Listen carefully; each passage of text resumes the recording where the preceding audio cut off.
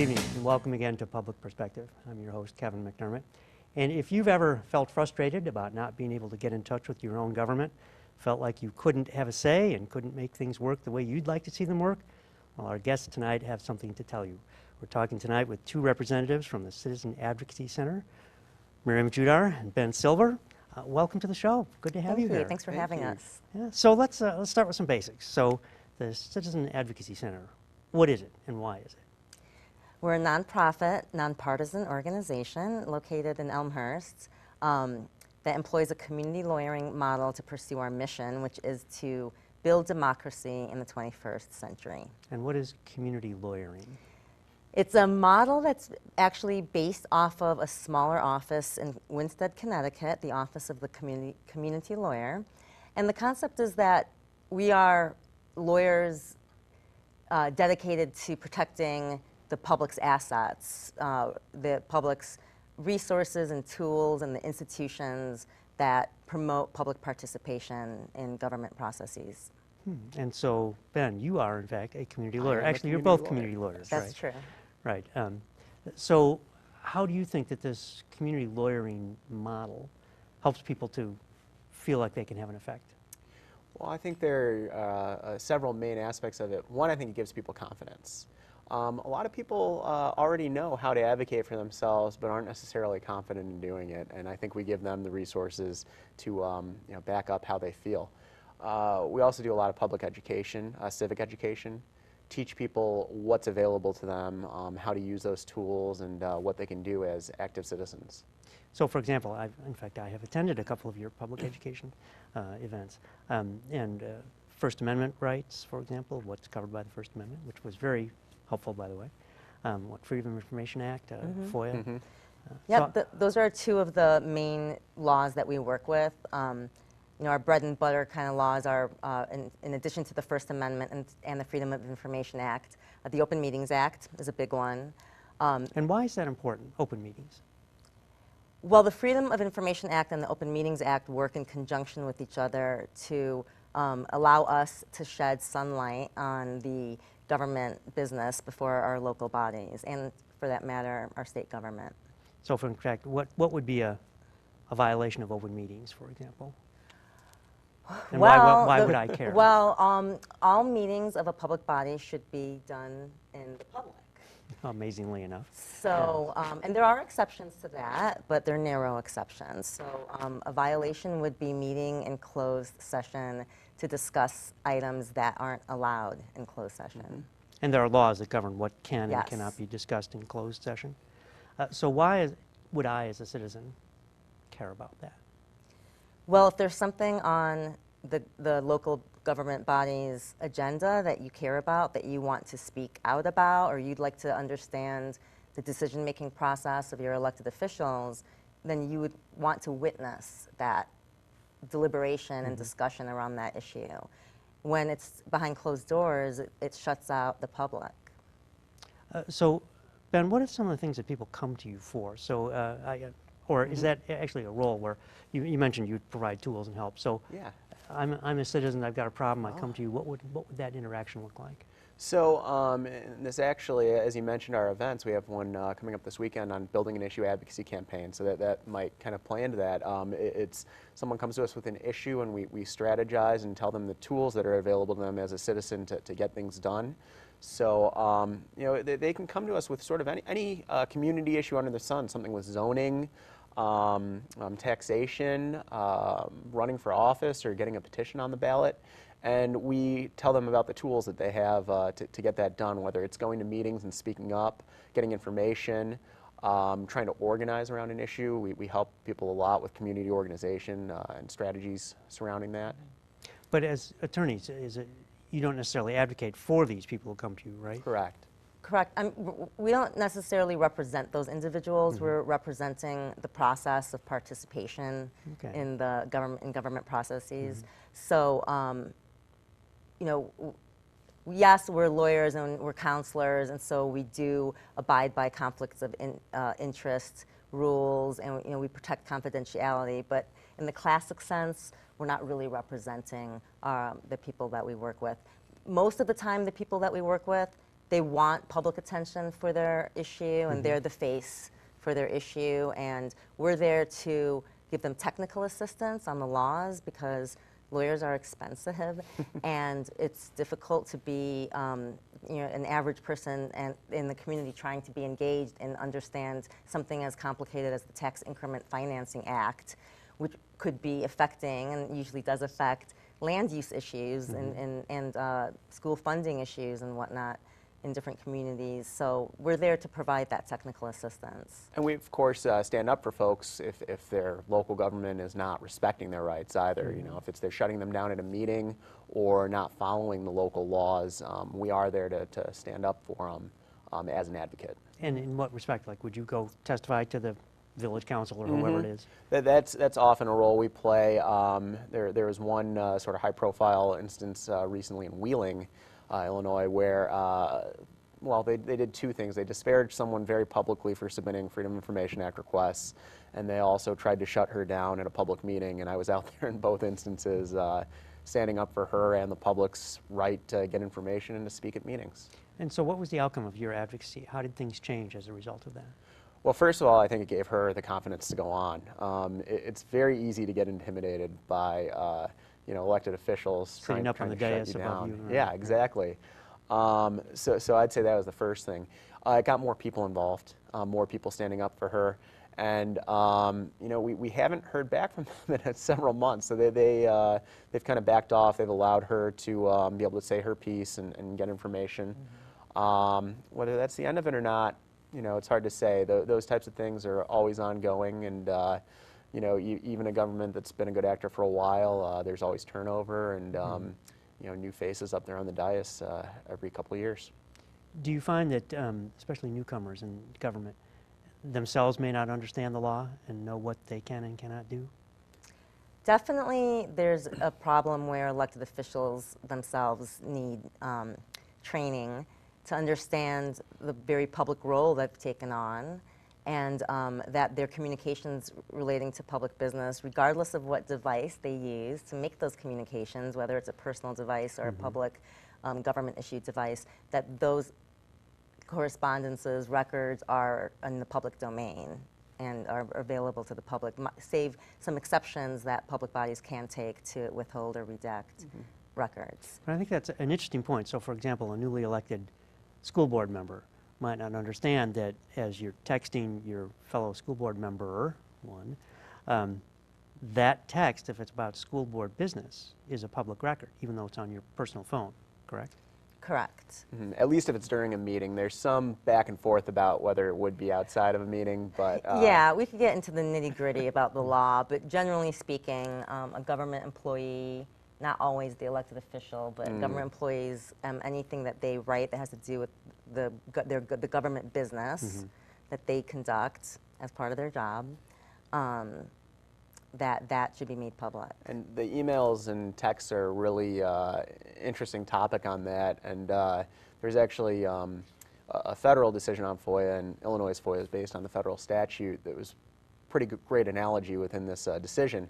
If a government scientist put a box of documents in his sister's basement, just because they're on, in that personal space doesn't mean they're not government documents. So same thing with a text message or an email. If it's on your personal account, it's still a government document. So anyone who's working for the government or recently elected needs to remember that personal devices are not necessarily completely personal, right? Correct. That's correct. So you mentioned earlier about the cost of lawyers. So do people have to pay for the services that you guys deliver? They don't. Our services are free. Our organization is funded through charitable contributions, through individual donations and foundations, so that we are allowed to give free services to people for issues that otherwise wouldn't, people would not seek legal attention because it's cost prohibitive, and there's no, there's no profit in the issue. Yeah. So, lawyers are not going to want to take on issues that basically improve the quality of our democracy and improve the vibrancy of our local democracy.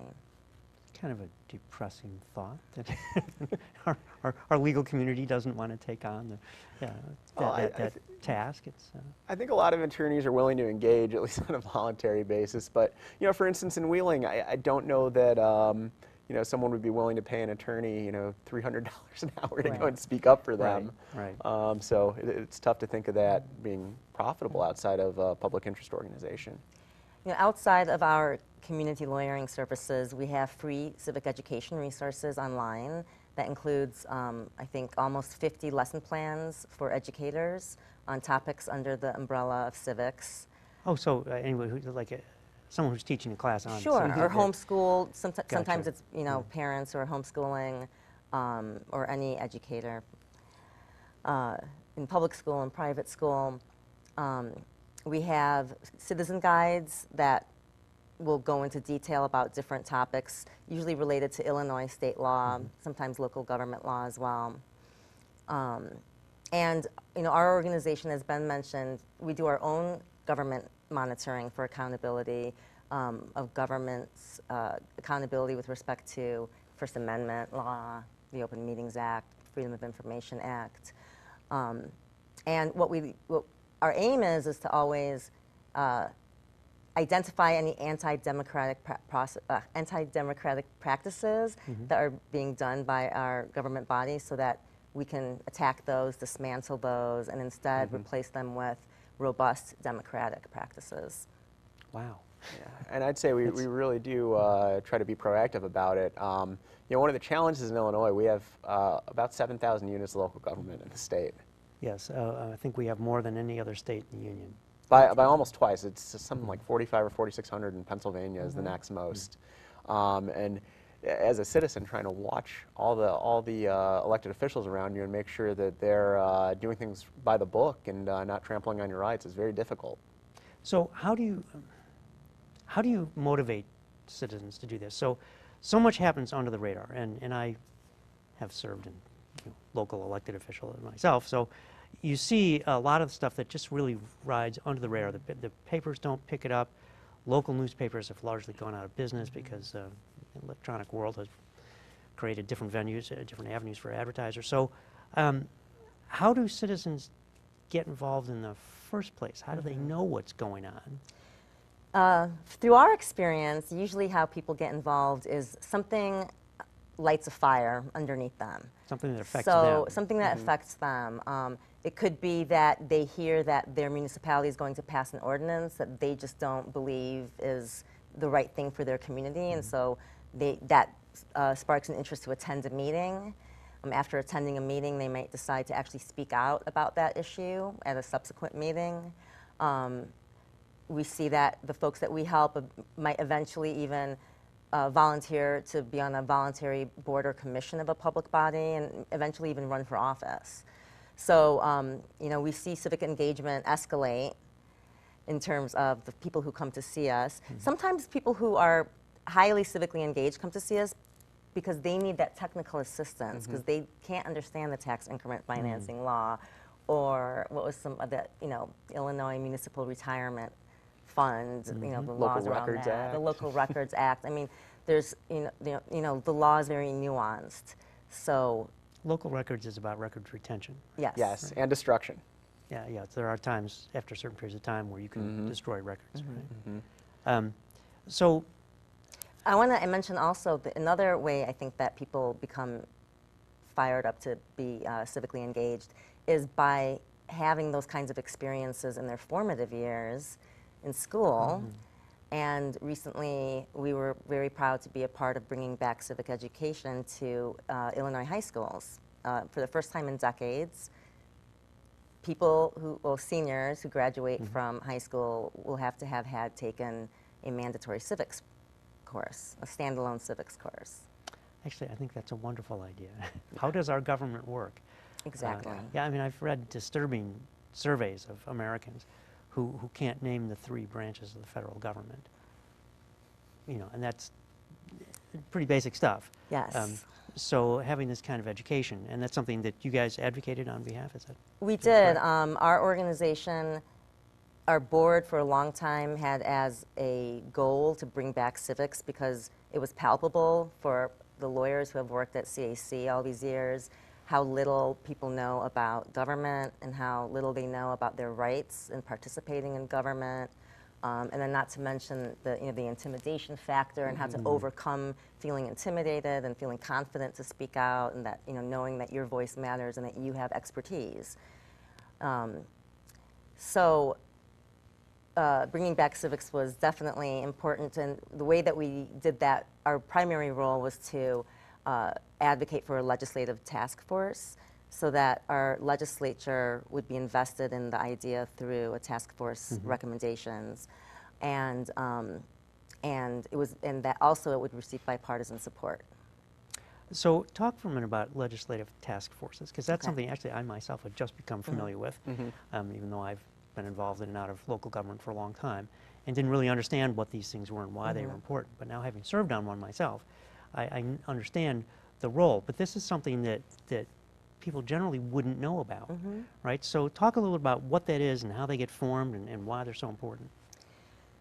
Well, the nice thing about a legislative task force is that there's authority in the law that supports its creation, and it's important to get into the language of the law provision that states that that task force should create a report at the end of the task force's tenure. And again, it was a great vehicle to get the bipartisan support, because civics shouldn't be considered, it's not a partisan issue. But as you know, our country and our environs are highly polarized, and anything can become partisan if you try to make it so.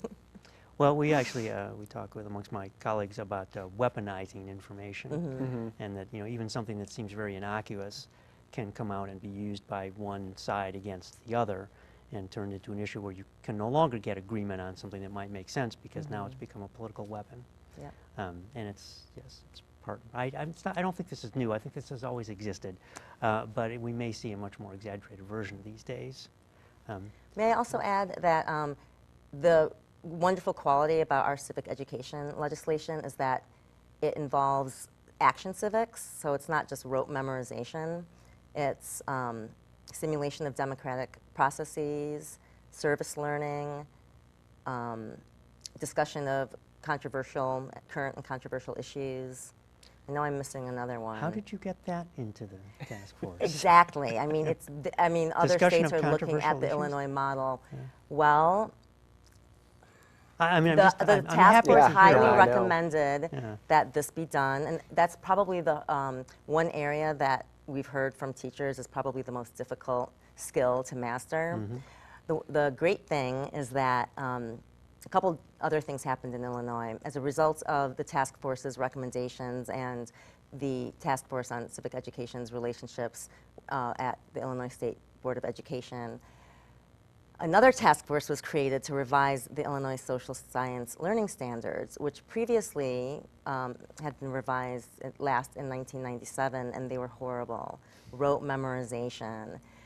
And so the vehicle of this task force, we really wrote it, and we have new learning standards for social science, and they comport with national studies that show you need to have inquiry learning, and we have this thing called the C3 framework, college, career, and something else, readiness.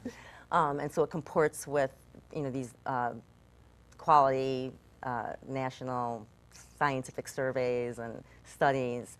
So we're really excited to hear that the teachers are responding well to those social science standards and are receiving the training that they need so that they can have those current and controversial discussions and while meeting these very nice nuanced standards. And we've taken part in a couple of professional events to help with that as well. The Constitutional Rights Foundation Chicago does an event for social science teachers every year, and I've been able to present there the last couple of years, and a big focus of that is trying to help teachers through some of these issues and take some of those issues today that are controversial and be able to put them in a package for students to learn from in the classroom. Yeah. So that brings up, I read a lot about controversial speakers on college campuses, and whether that's a First Amendment issue. Well, in my opinion, it is. That certainly comes into play. Are these issues that you deal with? And I mean, the balancing act is so tough. So if someone's going to come on campus and the campus administrators can see that this may end up in violence, there's tremendous expense for security, preparation, and yet to prohibit someone from coming on campus because of the content of the political speech seems like a bad path to go down. So I don't know whether you guys have thought much about this or whether you deal with this, but what are some thoughts on these kinds of really tough issues? Well, basically, I think it boils down to the value of the speech and who that messenger is, and do they add anything to the conversation. Who decides about value? Well, at some universities, it's the university's job to, they only have so many slots of to invite speakers, and they have to make decisions about which speakers they're going to invite to add to the academic fabric and richness of their university. So that's, those are discretionary decisions. Ben? I do not envy those university administrators at the moment. It's really tough. To bring it to a level that we sometimes do work on, and we especially discuss this a lot at the high school level and even below that, it's a little bit easier for the high schools. They basically just have to show, if speech is going to be disruptive to the learning environment, they're able to restrict that at that high school level. It's a little bit of an easier standard. Once you get to public universities, it's very difficult. And we've certainly had conversations about it. I think I heard one of the Florida schools had a controversial speaker and spent $500,000 on security. Yeah, that's whether that's reasonable or not. I don't know where they're going to draw the line. So we haven't fielded calls from university students on this issue, and as Ben mentioned, we do get inquiries from high school students and other students in general. We also assist journalists. Public officials call our office asking us for assistance in understanding the law or in understanding how they can get their minority political viewpoint heard. On a, Not necessarily racial minority, but if they're in the minority on a exactly on a board, political viewpoint, yeah, right, exactly. So this is a pretty wide-ranging mission that you guys have. You're touching a lot of different areas here. What attracted you both to this kind of work? For me, it was that I've always worked in the arena of rights, and the concept of self-determination is just something that's been a common thread throughout all the work that I've done. I've always done nonprofit, public interest work. So the fact that this is in the backyard of where I grew up just is astounding. And it was a model that I could really get behind. And I would say that, like you said, the broad range that we cover, it certainly keeps it exciting. Yes. And I remember sitting in for my interview, and Maryam mentioned that they cover everything A to Z, animal law to zoning, and I thought that was pretty exciting. But for me, also, I grew up in the Chicago area, and I had been in D.C. for a while. I was a fellow for a congressman, and felt like I was hitting my head against the wall trying to do anything at that federal level.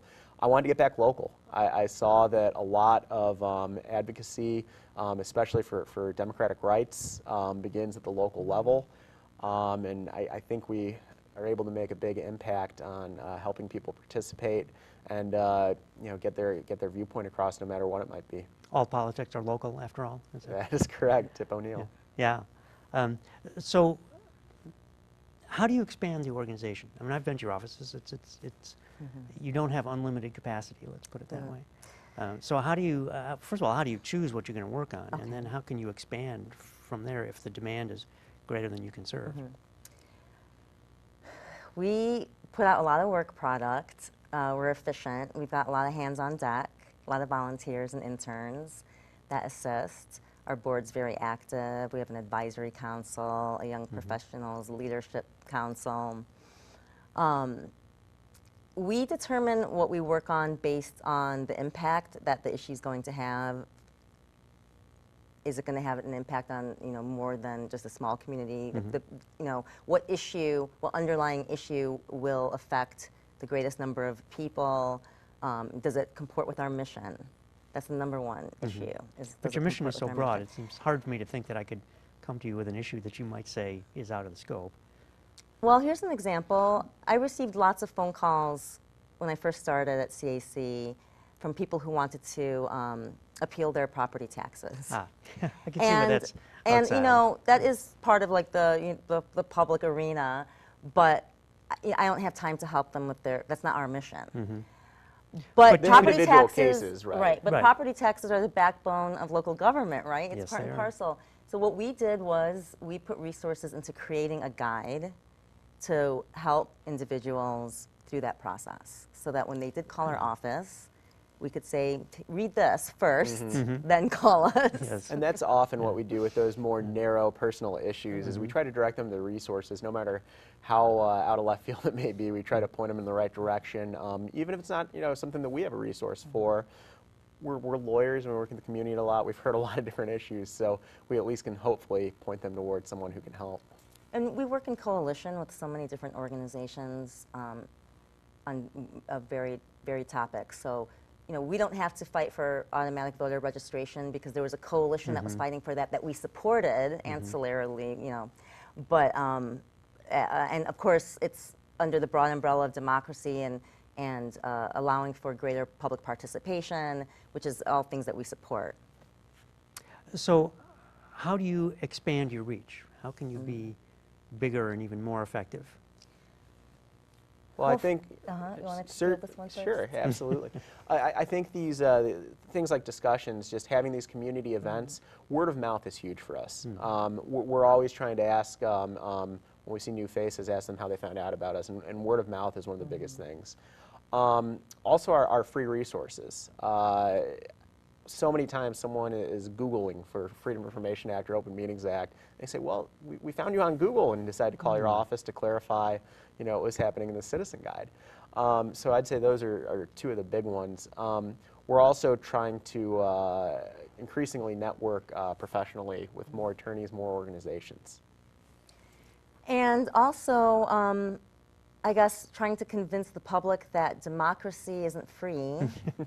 And it's not a that spectator sport. It's not a spectator sport, and that it takes time and money. And if we want to see a fair democratic system every day when we wake up, we have to actually put in some time to maintain the resources and tools and institutions that support democracy and public participation. Is that a hard message to get across?